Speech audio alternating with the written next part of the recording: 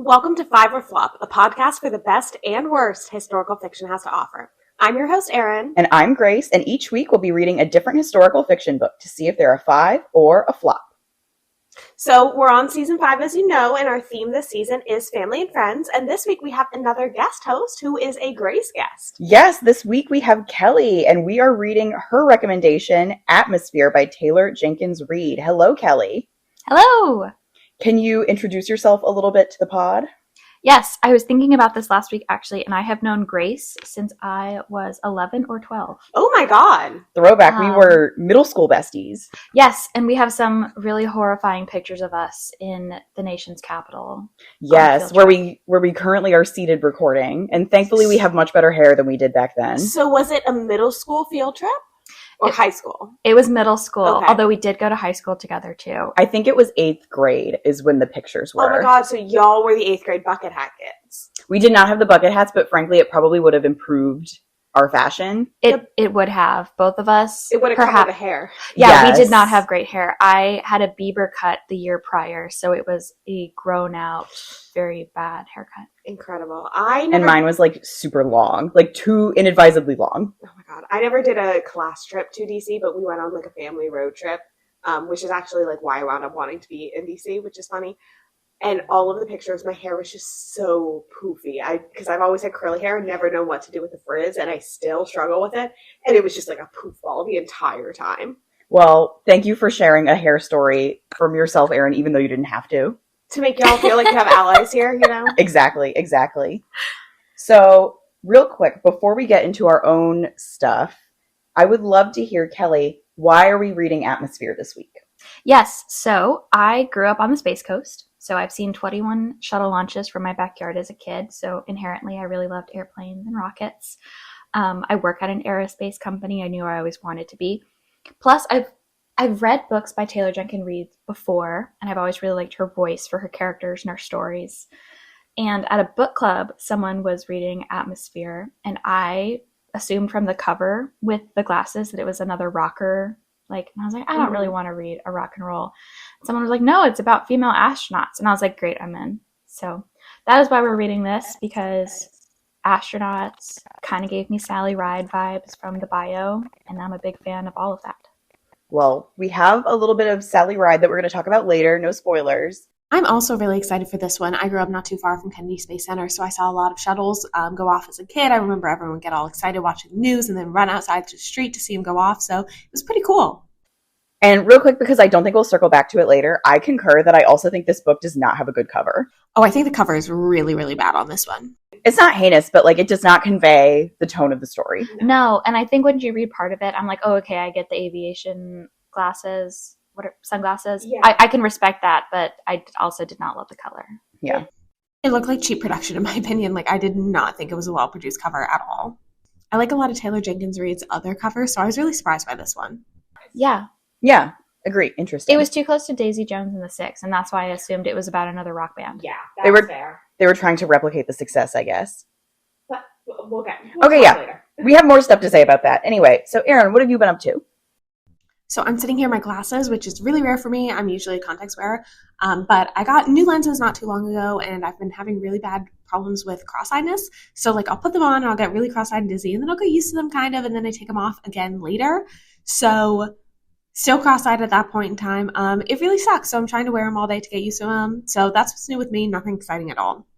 Okay. It's pretty early in the morning, which is rare for us recording. How are you doing right now? Do you feel adjusted? I feel okay right now, but if I were to take them off for a bit, I would definitely go cross-eyed. So it sucks. I never usually wear my glasses. It's not a style issue or anything. I just much prefer wearing my contacts with them.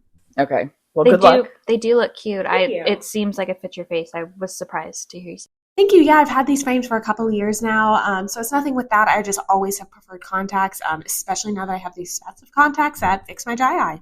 Whoa. So that's a boring update, but there you go. Well, this weekend, for my thing that I've been doing, Kelly has been visiting, along with our friend Kate, who's not here. Love you, Kate. Shout out. You might hear from Kate later this season. I don't know. You might. There might be 2 people named Kate on this season, so I'll clarify which one I'm talking about when we get there. But we had a grand old time this weekend going to the book festival. Yes, and that's a national book festival held by the Library of Congress each year here in DC.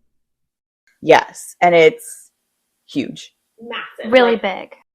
I went last year because it was on my birthday, and it was overwhelming.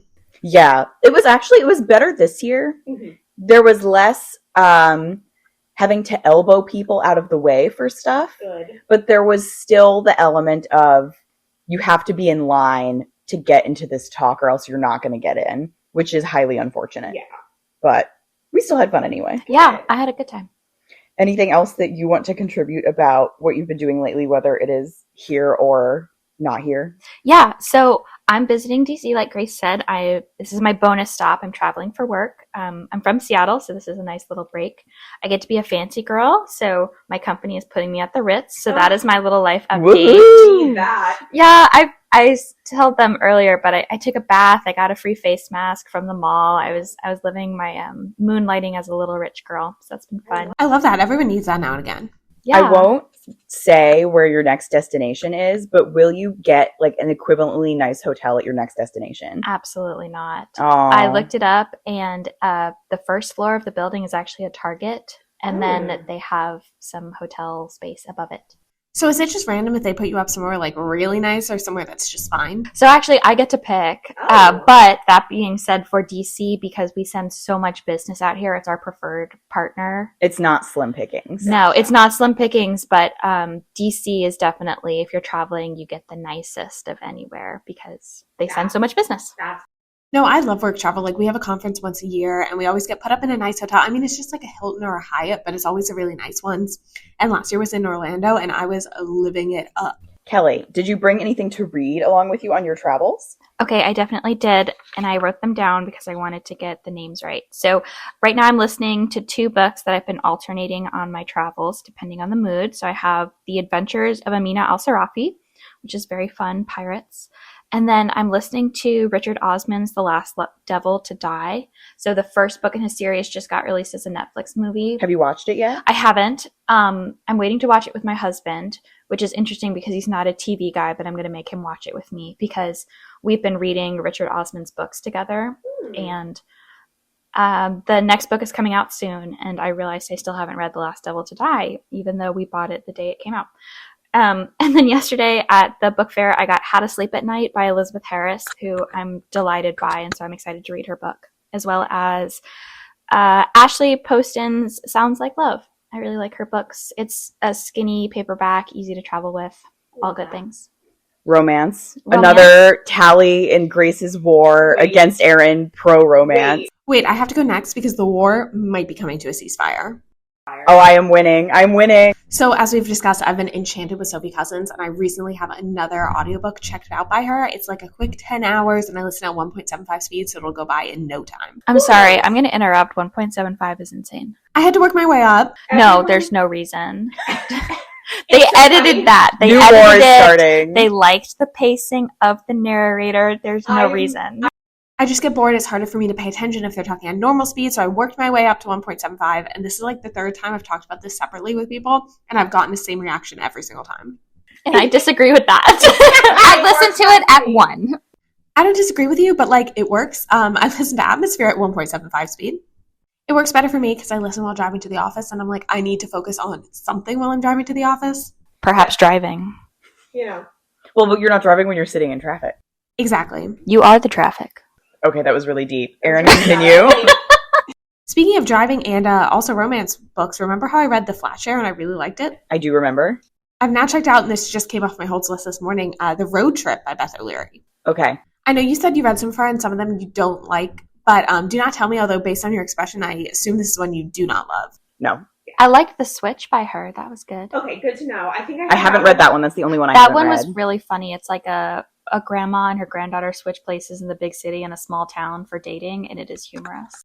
Okay, good to know. I'll check that one out.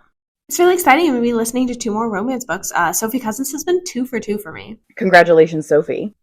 So we'll see. I hope I like this one better than you. As we know, we do not always share the same taste. That is true. That is true. And that's one of the things that makes the pod so good. Exactly. And what are you reading right now? Are you also reading romance? Actually, no. Well, last week we established that I have been in kind of a slump when we talked to Elizabeth. And if you're listening this week, The Revolutionist might be over, so actually you can't go see it. Actually, hang on. You still have one more weekend to go see The Revolutionist at Gamut Theater in Harrisburg. Okay, absolutely. So you can still go see The Revolutionist, but I told Elizabeth I was in a reading slump. I have come out of it. I'm doing okay now. But in between all of the pod books, I have only really read one other book that I can freely speak about. Mhm. And I just finished it yesterday. It's called Authority by Andrea Long Chu. And she is like a critic. And so it's a combo, like it's a, what's the word? It's a compilation of essays. Mhm. So some of them are criticism. Some of them are more personal essays, like a lot of like medical related stuff that she went through. She's trans and she wrote about having bottom surgery. Mhm. She wrote about getting electroshock for bipolar, like all of this stuff. So I had read a couple of her critical takedowns that had gone viral. Like she famously wrote one about the book A Little Life. I don't know if either of you have read that. I have not, but obviously familiar with it. Yeah. Same.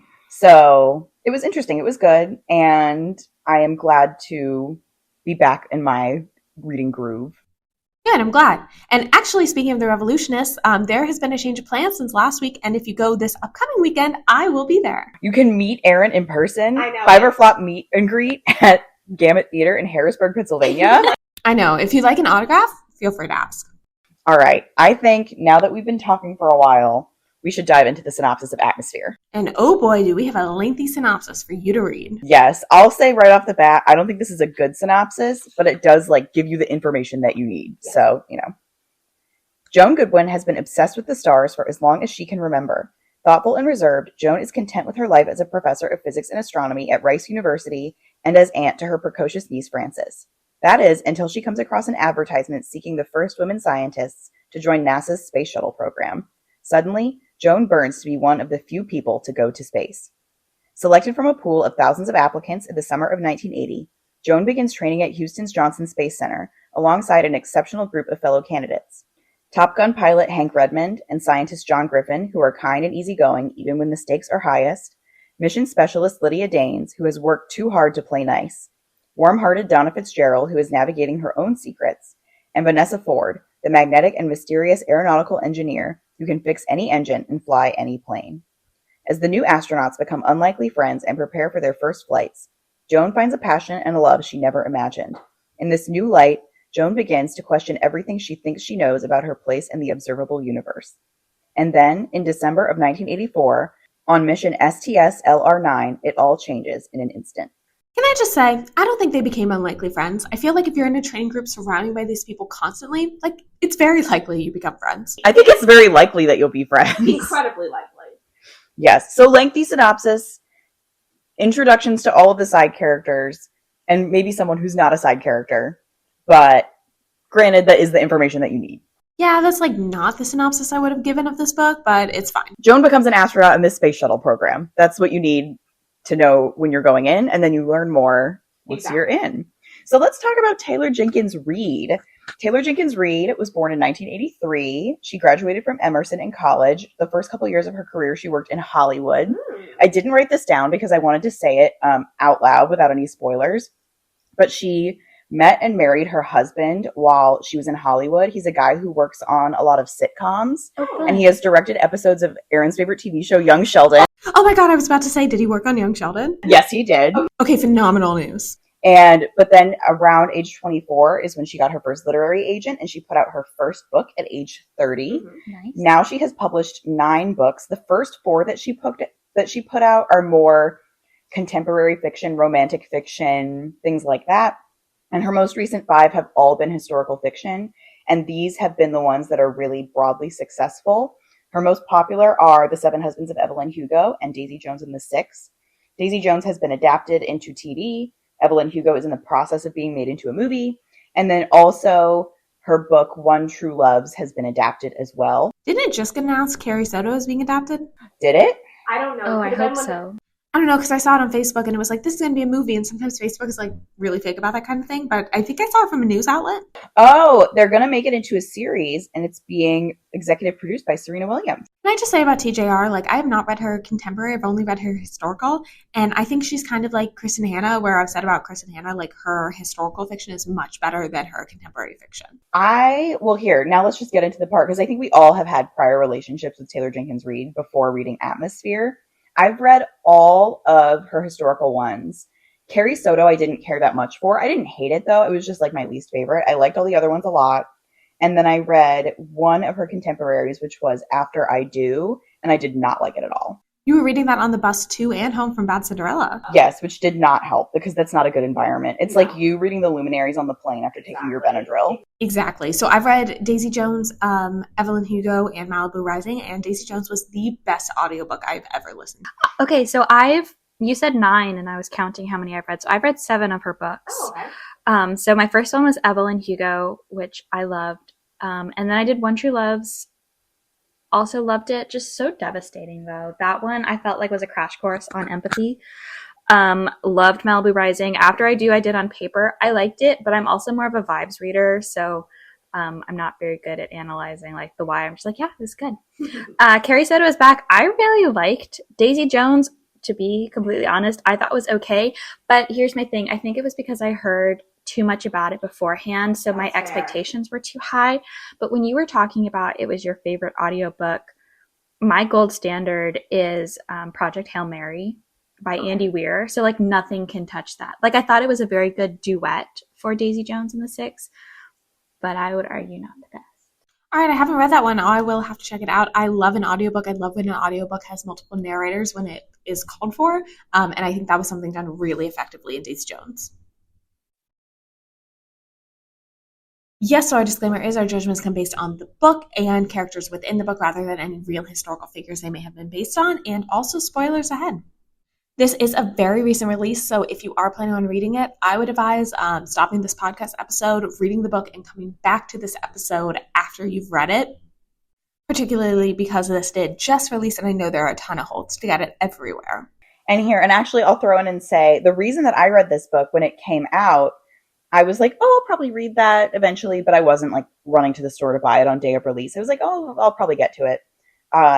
But my mother sent it to me because we were putting out season 4 of the pod. As you all remember, it was Reading Rainbow. And she said, this just fits season 4 so well that I had to. So that tells people a little bit about what the plot might be that was not in the synopsis. I feel like often we like to say, yeah, this one could have been on another season, but like this one definitely could have been season 4. And actually, probably there were some people that listened to season 4 and was like, why isn't there any Taylor Jenkins Reid? And the answer is there just wasn't. And it's too late now.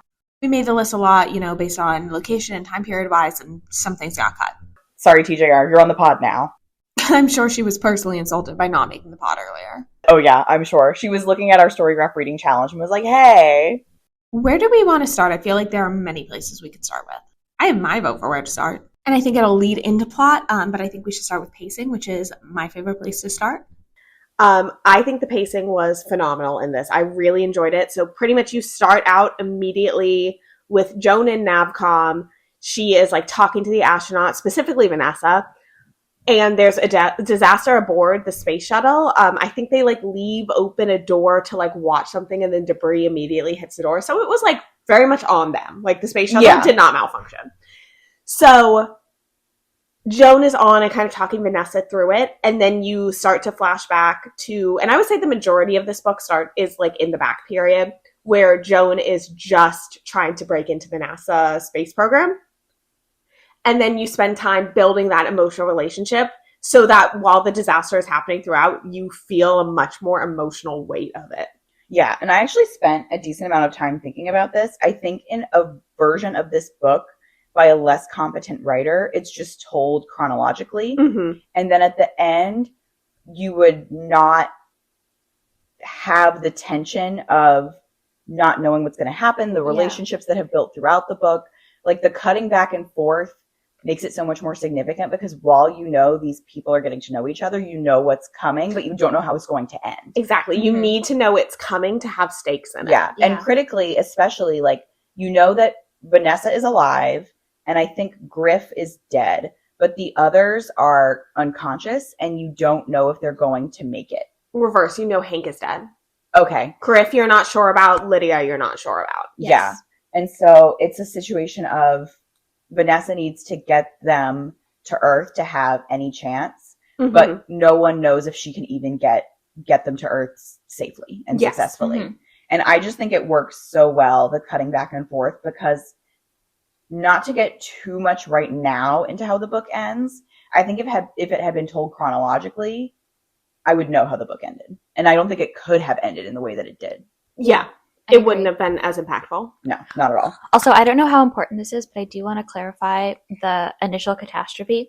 So there is something wrong with the shuttle. They send 2 folks out to fix it, and then they leave the door open to watch it for while it's being, the external part is being like evaluated or whatever. Oh. And when they evaluate what they originally went out to go fix does not work. And so it's more of a moment for Vanessa where it's like, okay, she couldn't have caused the problem for the entire crew, but she definitely could have prevented the pain for Griff if she had spoken up.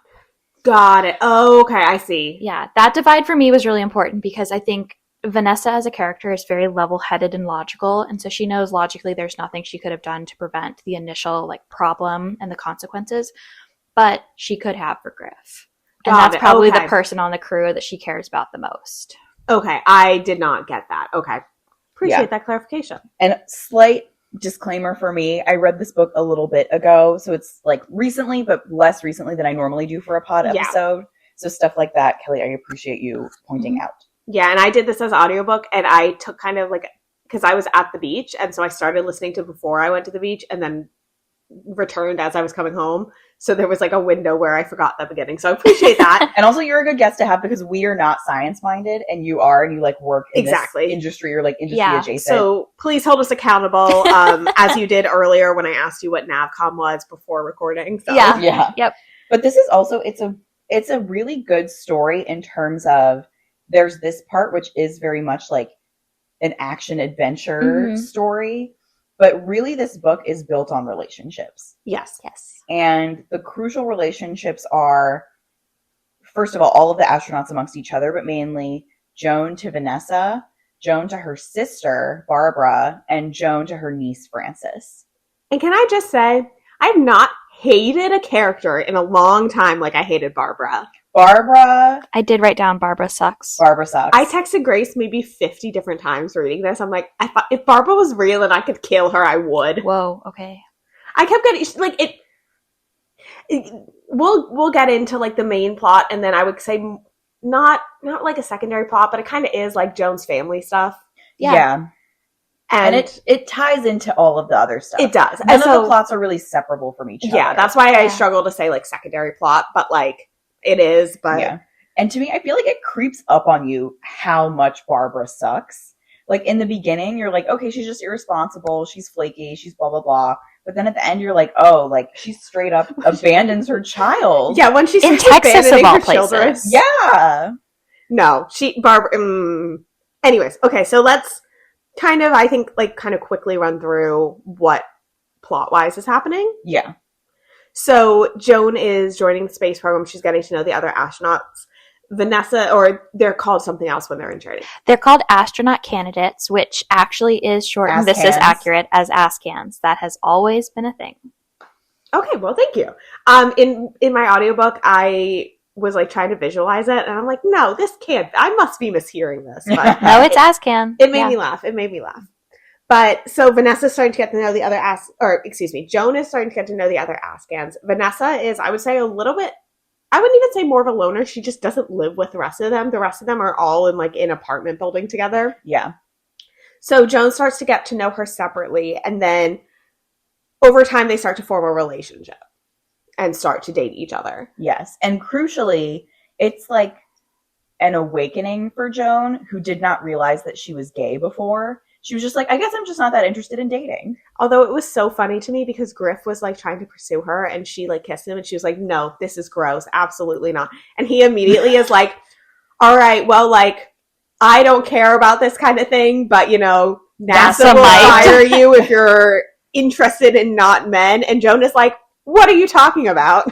That part is very funny. It was really funny. Really, as the kids would say, clocked her tea. It's true. I did write that down in my notes. I am the kids. Yeah. I feel like a lot of this book is that where I think some fiction where it comes with adults coming to terms with sexuality later in life, it's this like huge like, oh man, I can't tell people because like it's not right in this time period. But for Joan, like she just straight up didn't know. She was like, yeah, Barbara has always been into guys. Like I've been on dates. I guess they were okay. Like I think it's more so that like I'm a science girly and love just isn't for me. And that was a really interesting take to have in there where I feel like a lot of authors don't portray late bloomers in the queer community super accurately if they are not a late bloomer in the queer community. Absolutely. And I really appreciated that depiction as well. I thought it was really well done. And there was one point where they're like in New Orleans and they go to a strip club, and Joan also has like a side passion for drawing. Mm-hmm. And she's just like gets drunk and she's just like drawing the stripper all night long. And she's like, she's just so beautiful. Like I just have to draw her.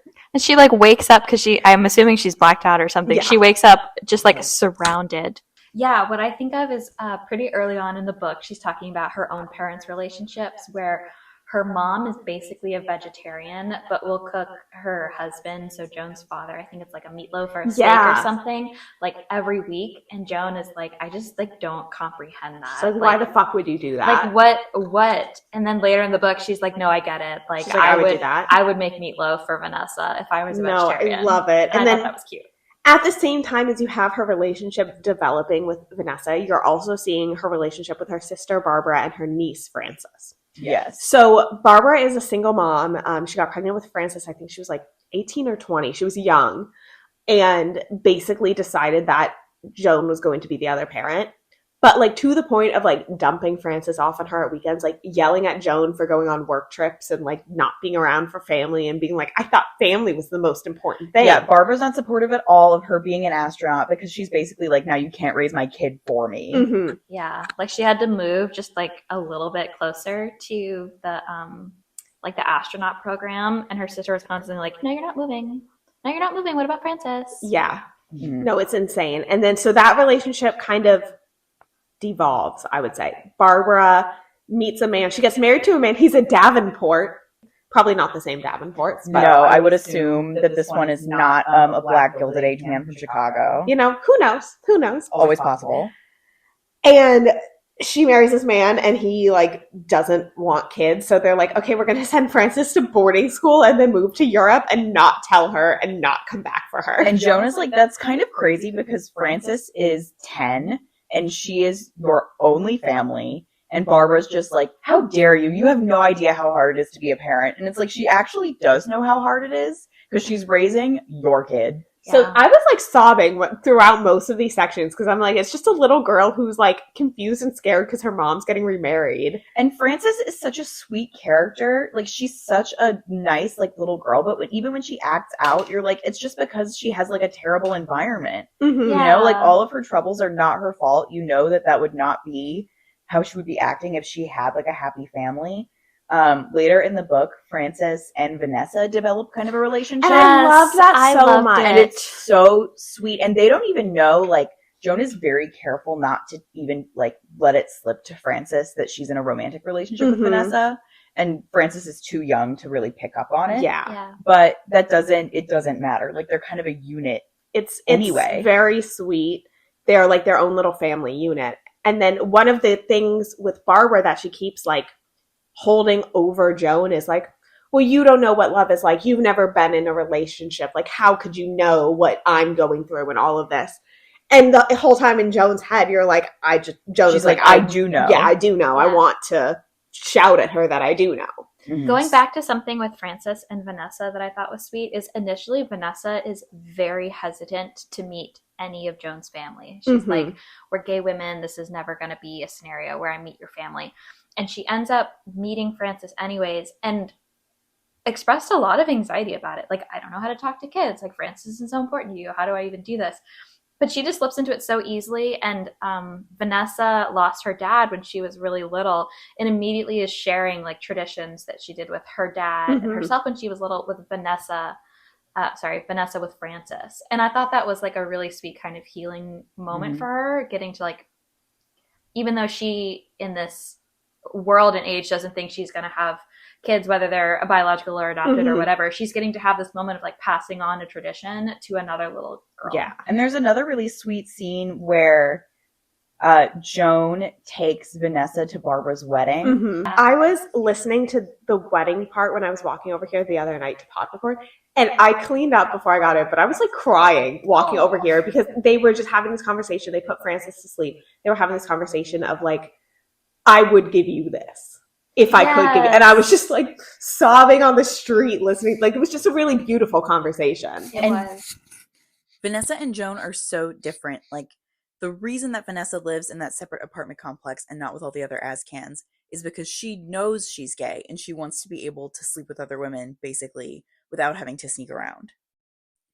And Joan is this good girl, has never really done anything wrong, has never ventured outside of the box in the way that Vanessa obviously has, but they just have the most genuine, sweet, and loving relationship. Like, the head of the program, like, pulled Joan aside and was like, hey, like, you know, for security clearances, there's strict rules about, you know, XYZ and sexual deviancy. Make sure this message gets to the right people. Yeah. And Joan's like, oh my God. And at this point, Joan has been to space and Vanessa hasn't. But Vanessa has been assigned a mission. But she's been assigned. And so Joan is like, okay, I went up there, I did it, but I know that the woman that I love, this is everything she wants to do. And then she like can't take it and from also her. Critically. Yes. And, so go ahead. I was just going to say that very famously, like most things, NASA is a government agency. And I think sometimes because of space and excitement, we kind of forget that. But because it is a government agency, it is deeply rooted in male and military. So the fact that she is a mechanic, great, but you're not a military person, so we're not going to like pilot it. And as they bring up really great in the book, it's like, okay, well, the military doesn't allow female pilots for a lot of these things. So you're making basic qualifications that there's no capacity for any of these astronauts to meet. And I think about that a lot because I also wanted to be an astronaut when I was really little. And I'm like, Vanessa, you're set up to fail. It's not fair. And I think what's really crucial is that while you're like, why these like flash forwards, flashback work so well is because like you're in your head, you're like thinking like these women are probably, you know, they're either in the first one, you don't know, but you're like, okay, maybe they're like in a relationship. But then by the second and third one, you're like, if they're not currently seeing each other, they had previously been in a relationship and you don't know where they stand now. Up until that final one where Joan tries to break things off and Vanessa's like, no, I'm not going to let you do this. And then like one of the most touching scenes in the whole book is when Joan tries to break things off with Vanessa because she knows that Vanessa isn't going to be able to achieve her goals in NASA if anyone finds out about the two of them. So she wants to break up with Vanessa preemptorily to make sure that she doesn't get in the way of Vanessa's dreams. So then after that, I think that's like the last time you're in like the back sections and then you're just in the disaster. So then you know these women are still in love with each other. So it's like heartbreaking listening. And everyone in Mission Control also kind of knows. Well, there's a scene where they lose contact with the shuttle as it is re-entering the atmosphere and they don't know. Kelly, if you know more detail on this, you can add detail. But they basically don't know if the shuttle is going to burn up on re-entry or not. Because the door is warped. They're not able to get the door completely closed. And so then they lose contact with the shuttle, which is normal. But then they don't get it back. And as the seconds tick by, Joan just collapses to the floor and starts crying. And everyone knows why. No one says it, but everyone knows why. Or that happens when they just have a few seconds left. I can't remember his name and I don't care. But the person who's in Mission Control basically gives Joan permission. He's like, say whatever you have to say. And even then they're like talking code. And Vanessa's like, you know why I love that song? It's because he like asked like if his wife knows he loves her. And she's like, do you think his wife knows that? And it's clear like, do you know I love you? Oh, and I'm tearing up just hearing when it. you're talking about it in my arms, I keep like getting waves of goosebumps on and off then again. I have two more things I want to talk about with this whole person and with this whole scene. And then I will give the mics back to y'all. But there's one part where Vanessa is like, will you make sure Frances knows, like, I tried to save everyone. Like, I did not choose to leave her, which I'm like, after her mother left her, like, oh my God, this poor child. Because Joan has adopted her at this point. Yeah. And then there's this other section and spoiler for the ending, Vanessa makes it. Vanessa and Lydia which, live. by the way, And that's not clear. That's going to happen. Not clear. No. I looked at how many minutes were left in the book, and I texted Grace, and I was like, I swear to God, because here's the thing: Taylor Jenkins Reid, she would fucking do it. She would do it. No, She I would was do like, it. I was convinced that Vanessa was not going to make it. No. And earlier when I said if the book had gone chronologically, You would have known. I feel like if the book had gone chronologically, Vanessa would have had to die, because then you would have just had these like 3 chapters of disaster, and then she makes it, and then you're kind of like, what was the point of that then? Yeah. True. You know, Exactly. like you could have just ended it with the phone booth and with her adopting Francis. No, But then but- anyway. Truly, I think the most beautiful part of this book was when Joan thinks she died, because they lose contact for longer than normal. And so Joan is like, you know, completely crashing out, of course. And then there's one moment where the narration is like, you know, certainly this moment of clarity and realization would take Joan years again to rediscover. But there was like a single moment where she was like, this was fated to happen, but at least I got 4 years with Vanessa. It was Yes. still worth it. It was still, she's like, I would change nothing. I'm like choking up right now. Mhm. Well, and then there's also, this is like not delved into as much because these are the side characters, but the 2 of the astronauts who did die and didn't make it, their wives are in the back of the room in mission control. Yes. Yeah. And one of them And they're- just had a baby. One of them just had a baby. One of them is also an astronaut. Yes. Yeah. And they celebrate too when Vanessa comes back on the I already forgot what it's called, the communication, and Yes. it's like, NASA, I've landed. Yeah, Oh my and God. Lydia's alive. Yeah. And so Lydia was unconscious. She had the bends, and so she only had like a very short amount of time. So Vanessa had to break the rules to make the call of like whether to keep working on the door or to try and land it. So Yeah, 'cause Vanessa's it's like about to get basically- fired too. For reasons of relating to your opportunity to re-enter the atmosphere because of orbit, again, I'm Mhm. talking out of my ass. Basically, it was you can either try now or you have a lower chance of success, but Lydia will certainly die if you wait. And what's interesting is that they all didn't like Lydia. Lydia was very much like in it for herself. And there was a whole conversation of like, if there was a disaster, would Lydia like do what she was supposed to do to try and save everyone? Mhm. Or would she just be in it for herself? And Mhm. if there was something like she was able to Yeah, save it. she Like was- she closed up the gap that was causing the issues. She was the one that found the leak and is essentially the reason that Vanessa lives. Yeah. Because of this. Mhm. And then also Lydia, there's a really interesting conversation with her where she's really pragmatic and she's like, I want to go to space. I want to be this, this, and this. And she's like, I know that there's like every mission will have a woman on it. Mm-hmm. Like if that, she's like, there will not be 2. So I don't feel like I can be friends with you all or help you because you are my direct competition in a way that the men aren't. Yeah. And she and Joan have this really interesting back and forth where Joan is basically the only one that likes her, even though Lydia's not nice to Joan either. yeah.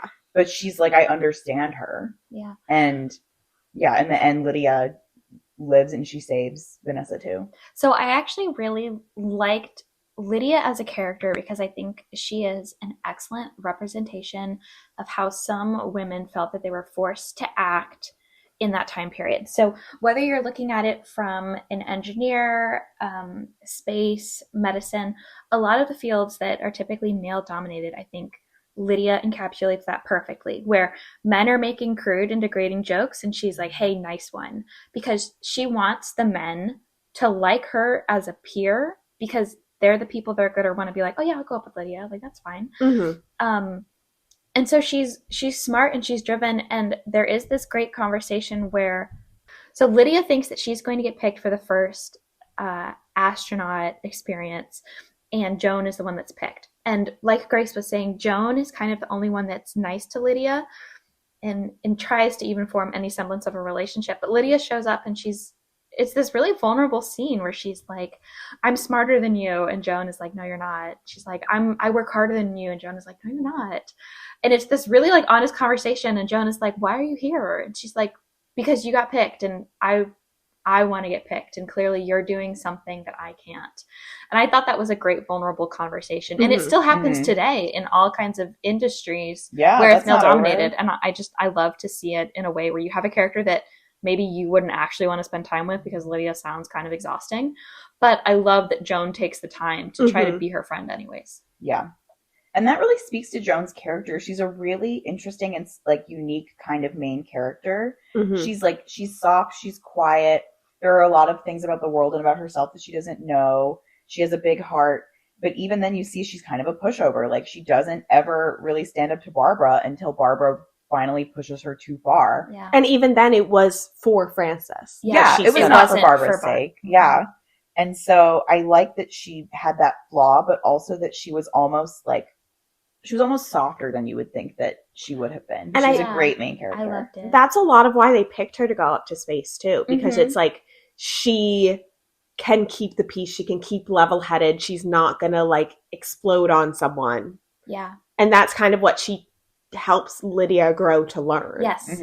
That it's not always you first, it's the mission. It's a teamwork. It's a very big teamwork. But I was reflecting on this. I think that most authors would have been really drawn to have Vanessa to be the main character. I think so too. She has this really troubled past with her childhood. She's kind of gruff, like she doesn't in the way where she's like, I don't really care what people think of me. I want to be good at what I do. And I love that Taylor Jenkins Reid has her as a character, but she is not the main voice. Yeah. Have y'all seen Alien? Like no, but I know the chest. That's not what I was going to refer to, but yes, that is an Alien. No, but the character Sigourney Weaver plays Ripley, just like Vanessa. Okay. So like very clearly like main character potential. So I agree. I think for this novel, Joan was the right pick. Yeah. And I also like how different Joan and Vanessa are, but it doesn't cause conflict in their relationship. No. Like all of the conflict that they have is external. It's so sweet to see like how their love grows. Because even though Vanessa fully knew that she was gay before and had been with women before, I don't think she had been in love before. No. So they were both like learning something and coming together, and it's just really sweet. And I'm so glad that Vanessa doesn't die at the end. Oh my God, I know. There was one point where it was like Vanessa was being really pushy at Joan to like realize she was queer. And I was like, wow, Vanessa is so pushy. I don't like her. And then like 2 minutes later, I was like, no, Joan really needed that. And Vanessa like, you need the push. I'm like, okay, never mind. So I like deleted the note that was like, I'm not sure I like Vanessa. And I'm like, no, that was warranted. But yeah, can I say something crazy? Yeah. This is my new favorite pod book. Oh my gosh, I feel honored. No, yeah. Like I went back and looked and I'm like, I came out because I was stupidly finishing this audiobook while I was doing my makeup. So I had like tears in my foundation. And I came out and I told Santiago, I'm like, they lived because he started the audiobook with me. And I was like, this would be my first 6. If I could give a 6. Kelly has rocketed to the top of the best post competition. Did I rocketed? You did. Oh my God. I didn't mean to say that. See, I can't give it a 6 because there's nowhere that starts with F that I can do for that. 5 plus. 5 plus. 5 plus. But I would give this a 6 if I could. This was my new favorite pod book. I think if I had to pick a second, it would be a close second, and it would be Homegoing. Wow. But this one, I don't know. I think it was so much of it was the pacing and how it was set up that like the entire time my heart was beating, and it wasn't longer than it needed to be. No, it was. We should say that this is a pretty tight, like 320 page book. It was a 10-hour audiobook. Yeah. Less on 1.75 speed. Which I still say is insane. Wow. Okay, yeah. I do have one thing that I wrote down the exact quote because I loved it. Okay. Do you guys typically read author's notes? Sometimes. Usually. Oh, her author's note at the beginning, right? Yes. That was on the audiobook, so I did listen to that. Yes. Okay, so this is my one beef with Kindle is that when you go to open the book, it starts on chapter 1, and I'm like, I'm sorry, do I not get to read? The cover? I want it to open to the cover. Okay, I don't care about the cover, respectfully, but I always like to see the dedication, and I love to read the author's note because I think you get so much more out of it. And Taylor Jenkins Reid opens the author's note with something beautiful that is a feeling that I have had since I was very little and haven't had it in words. Mm-hmm. And so I hadn't even started this book, and I started writing it down. I was like, I need this for the pod. I don't even know if I'm going to like the book, but I've never related to something more. Where she said that she feels this immense relief when you look up at the night sky. That she wasn't a space person before doing this, but she wanted Joan to be this really like passionate astronomer. And so she and her daughter took up like stargazing, and she was doing all of this research to learn about it. And she said that nothing you or I could do will ever alter them, referring to the stars. They are so much bigger than us, and they will not change within our lifetime. We can succeed or fail, love and lose the ones we love, and still the summer triangle will point south. And in that way, everything will be some type of okay. And that is how I have felt when I was a teenager and going through my first heartbreak and still being able to look up at the skies. I felt that way in college. On my left arm, I actually have Orion in constellation on my freckles, and on the left arm, I have Taurus. So that's always been very calming to me because in the winter, you typically can always find Orion's belt. It's one of the only nebulas you could see with a naked eye just standing. And something about that just really related to me that in that way, everything in your life can be going wrong, but everything will be some type of okay because the stars aren't going anywhere. And I just really related to that. I thought it was a beautiful opener, and I was like, all right, I'm ready for this book. What a great way. And that connects so, and I don't know if like this was intentional or not, but it's such a through line to that last bit with Joan where she's like, you know what? If Vanessa was fated to die, there was nothing that could have changed this, and I would change nothing. Yeah. But this is a side note, but I really love it. What's special to me about historical fiction is that the authors have to get invested in it for it to work. And TJR is just such a good example of that. Her and Kristen Hanna both, I think, are two of our stronger pod examples of like getting into the history. Yeah, agree. What a lovely wrap up to our discussion of the book. Yeah, this was a heartwarming discussion. Are we ready to move into the historical accuracy section? Yes, I am. All right. I'm not going to go crazy. I just have a little bit to say. So first, I'm going to talk about the space shuttle program. Oh, I love space shuttles. Kelly, you can pop in if you have fun facts as needed. Okay. So the space shuttle was designed to be the first reusable rocket ship. Mm-hmm. They were sick of spending, all these millions and billions of dollars building rocket ships and then sending them up into space and they don't come back. So that was the idea, was to have the spaceship that comes back. It launched for the first time in 1981 and for the last time in 2011. So there were 135 missions with the space shuttle. Mainly, its functions were to bring satellites into orbit and be the site of experiments conducted in space. And then it also ferried astronauts, to and from space stations, etc. Mm-hmm. So the idea was for spaceflight to become routine. That never really happened, but definitely the amount of spaceflight was increased by the shuttle program. Mm-hmm. I would argue that from 81 to 2011, I would call that routine. Yeah. I think you're right, but I think not as much as I think they didn't hit their goal. Okay. I think they were like, we want to go to space like once a week. Heard. Yeah, okay, that's fair. And that's kind of a lot. 135 is probably routine to the like layman's eye. It is. Between 1981 and 1985, which is the period that the book is set around, there were 4 shuttles that were routinely running. Those were Columbia, Discovery, Atlantis, and Challenger. We all know what happened to Challenger, and I'm not going to go into that today because it's not relevant to this book. But the shuttle program was approved by the Nixon administration because reusing the spaceship was seen as being low cost. So he was like a big fan of that. He didn't want to waste money on stupid shit. And I do think Nixon kind of thought that going into space was not that important, but the optics of it were really important. Yeah. Oh, now who cares about the optics? Space race, etc. Yeah. So there was a big emphasis on the science and doing those experiments in space. They, at this time, in this class of astronauts that Joan is part of, there's a big emphasis on having like an increased pedigree in terms of their scientific background and their flight experience background. So TJR does reference kind of, there's a division between like the academics and the pilots, like the military pilots. They have 2 different experiences in their astronaut class. And these astronauts in the shuttle era, as opposed to like the Apollo mission era, tended to be older. Okay. Like the earlier astronauts were kind of in their 20s. These astronauts tend to be more in their 30s. Yes. Oh, interesting. They're highly educated, highly trained. Yes. And around this time, this is kind of when, like, as we see in Joan's class, the classes are a little bit more diverse, both in terms of race and gender.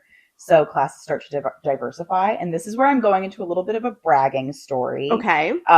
This includes an astronaut named Shannon Lucid, who flew a lot, mainly during the Mir missions in the 90s. My uncle, Uncle Gale, was a flight surgeon for NASA, and he was Shannon Lucid's flight surgeon. I don't think she has it anymore, but at one time she held the record for most consecutive days in space by a female astronaut. And when she was in space, she talked to one of two people, and one of those people was my Uncle Gail. Oh my gosh, that's crazy. Yes. But then I'm just going to talk a little bit about Sally Ride, who Joan is loose. But I do want to say that they actually reference Sally Ride in the book They when they're do. talking They about do. the first class of candidates. So this is a small thing, but I do think it's important to note here. Joan does not get accepted the first time that she applies to NASA. Sally Ride is in this first class of astronauts for the shuttle missions. Joan is part of this fictional second class. And there's this moment of her, Lydia, Vanessa, Donna. When Sally Ride goes up for her historic first flight, they all know it's possible now. And by that they mean a woman going into space. Yeah, because they were like, if something goes wrong on this, even if it's not related to her, we're never going. Yeah. So Sally Ride, she is the first American woman to go to space. She became the first American woman to go to space on June 18th, 1983. She is the third woman to ever go to space. The first two were Russian cosmonauts. Today, about 14% of the astronauts, of the American astronauts who have been to space have been women. So that's progress, but certainly there should be more. However, Americans put the most women in space of any country. So you might think yay, but also you might think 14% is the most. Yeah, You know, disappointing number. we could but- do better. But in my research, there is some mention of Sally Ride being picked to be the first woman to go to space over her competition, who is an astronaut named Judith Resnick, because Judith Resnick was perceived as wanting it too badly, essentially. Like, she was too interested in the optics of being the first woman in space. And so they chose, and by they I mean NASA, chose Sally Ride because they thought that she wouldn't be caught up in that label was not as important to her, or she wouldn't care about it too much, quote unquote, basically. And so that is represented via Joan and Lydia. And then also the character of Donna is based on astronaut Annalee Fisher, who is known as the first mother in space. Obviously, in the book, Donna has a child with another astronaut. Annalee did the same. And again, it's like great to be the first mother in space, but there's, a double standard there, like how many fathers have been in space, like a ton. Sally Ride passed away in 2012 at the young age of 61 of pancreatic cancer. And after she passed away, it was revealed in her obituary that she had been in a relationship for 27 years with Tam O'Shaughnessy, who was a female tennis player. They met in 1985, so when Sally was still actively working as an astronaut. Also, like Joan in the book, Sally only goes up to space twice. She mostly worked on the ground. She did not go up that many times. Something I did appreciate was that Joan went up there and she's like, I'm not meant to be here. No, she was like, I don't need to do that again. And part of it was she was like, I have Francis to worry about, but she was like, I just don't need to go to space. And she was like vomiting the entire time. Yeah, she was like, I get space sick. I don't need to go. Yeah, like I too would be like, that's nice. I'd like to go home now. And also, like, now you can say you've done it. You don't need to go back up. No. Maybe someone can do this like math in their head a little quicker. She died in 2012 at 61. How old was Sally Ride when she went into space? Probably like late 20s, early 30s. She was 31 or 32 when she went into space. Okay, she was 32 based on when her birthday was. Okay. She had just turned, happy birthday, Sally Ride. She just turned 32 when she went into space. Okay, interesting. Now I just like to know that kind of stuff. Yeah. But they became a couple in 1985. They had known each other since childhood and then kind of came together after that. Sally Ride did have a marriage to a man that lasted a few years, but that, did not take. So can't assign a sexuality to her, but it's very sad that her partner was hidden until she died. And that reflects, there's no promise at the end of Atmosphere that anything is going to change for Joan and Vanessa in terms of the secrecy, but you still feel, they know that it's worth it to live the way that they do. And they both got to achieve what they wanted to. Yeah. Like Vanessa did get to land the shuttle, which is what she wanted to do. Like she wanted to pilot it, but probably not during those circumstances. Yeah, no, albeit horrible circumstances, but so yeah, that is all that I have. All right, shall we kick it to the star calculator, which I'll let you be in charge of because you have your laptop? We should. So we are using our star calculator, and as we do every week, the categories are historical accuracy, originality, characters, prose, and vibes. Erin, would you like to go first? Straight fives down the list. Okay. This might be my first. I don't think I had a straight 5 in season 4. This might be my first in a minute. You might be. Let me see. What was my top rated of season 4? If only I remembered these things. I feel like that would be important. You had straight 5s for Daughters of the Deep. Okay. But yeah, so it's been my first straight 5 in a minute. Yeah, it's been a long, long time. Like last season, you didn't have straight 5s for Middlesex, Color Purple, Pull of the Stars, which you really, really liked. I know. So, like I said, new pod favorite. All right. I'll go and say historical accuracy. I'll go 5. I think she really hewed to the real history. And I think she also kind of incorporated like underreported like dynamics between the astronauts. And she got ass cans correct. And she got ass cans correct. Originality 4. I think this is a really great story, but I do think people, like we as a nation, as Americans, we just love astronaut shit. It's part of our national heritage. I will eat up a space story. Yeah. Characters. I'm gonna go 5. I'm gonna go 5. I consider taking off a point because I do think there's a lot of characters for how short the book is, but they all play pretty critical roles, and all of the main characters I really like.